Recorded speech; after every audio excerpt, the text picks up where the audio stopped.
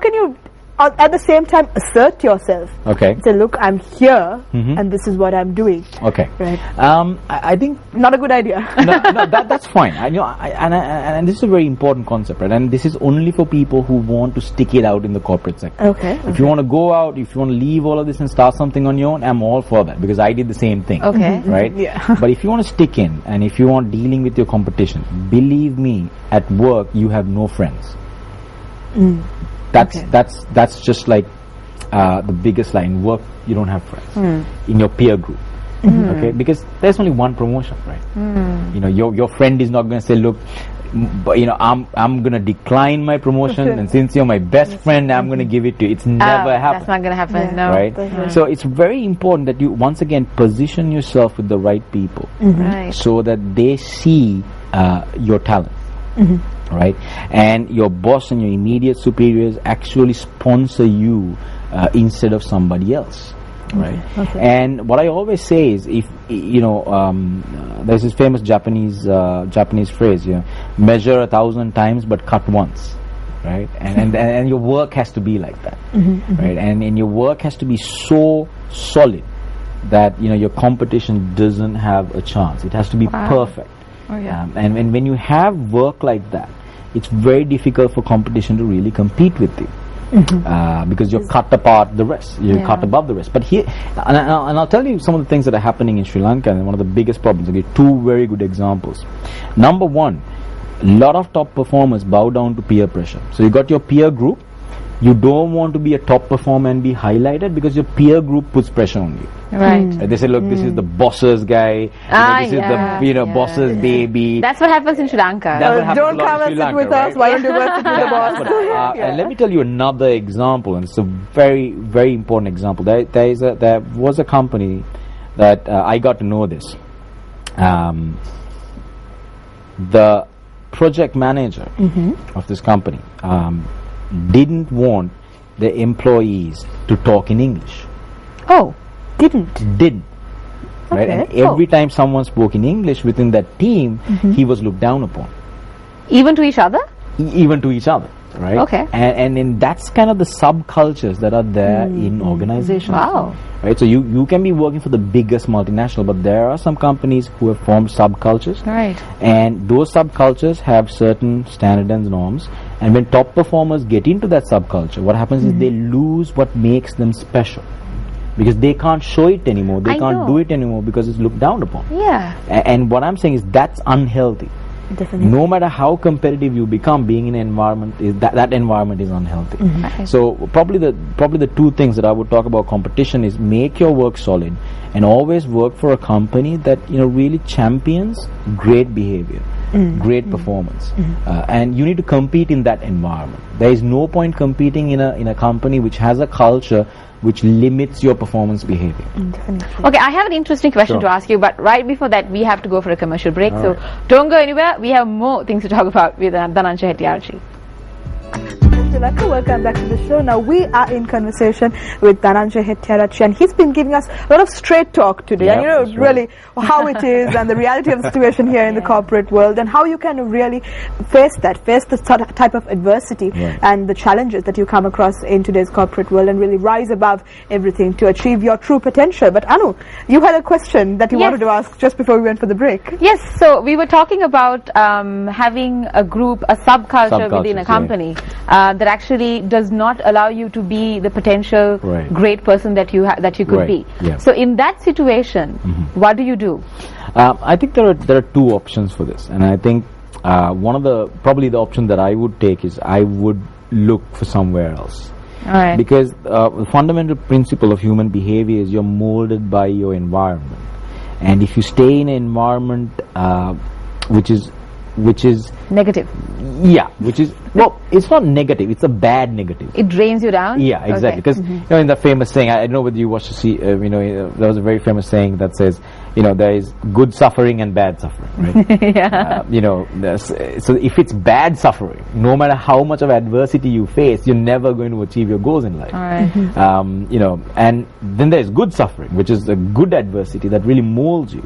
The challenges. The challenges, right? And so if your adversity is counterproductive, you know that the suffering and the pain you're going through will never get you anywhere, then it's time for you to shift your environment into something better. And the other option is you find a different sponsor, a different department, a different function where you could move to.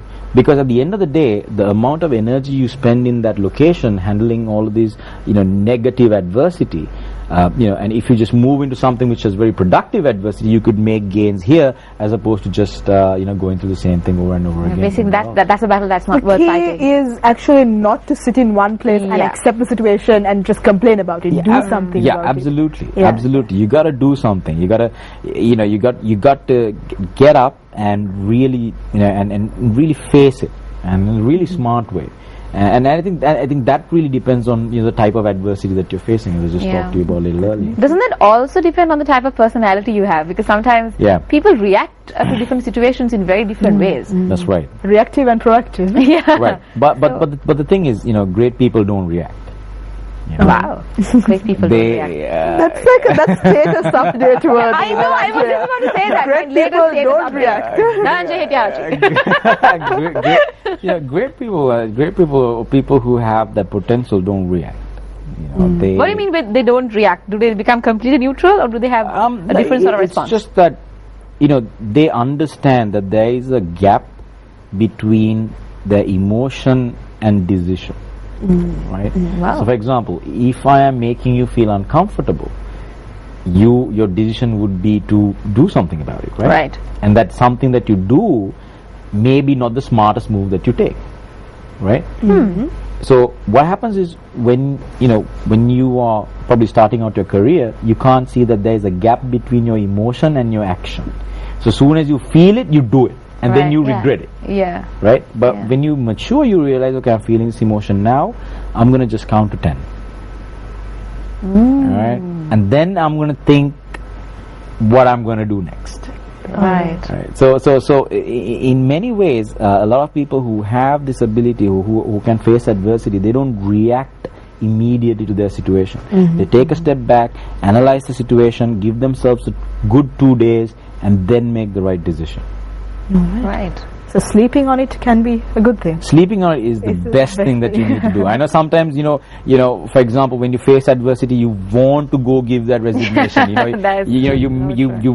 wanna write it and give it, but just and then give your 2 cents also added on. Exactly, right. And then the best thing to do is just sleep on it. Just give yourself 2 days, because a lot of things that happen in those 2 days, right? And then you go back and really take your decision. But do take a decision.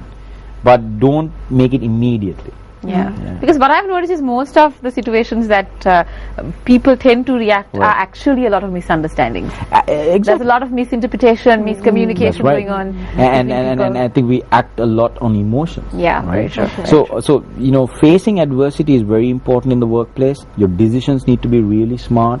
Don't react. Take time. Calculate your decision and make the right decision. Ensure that if you are going through adversity, it's the right type of adversity and not the wrong type of adversity. Right. The wrong type of adversity would be something that takes away what you have, that takes away your magic, that drains you.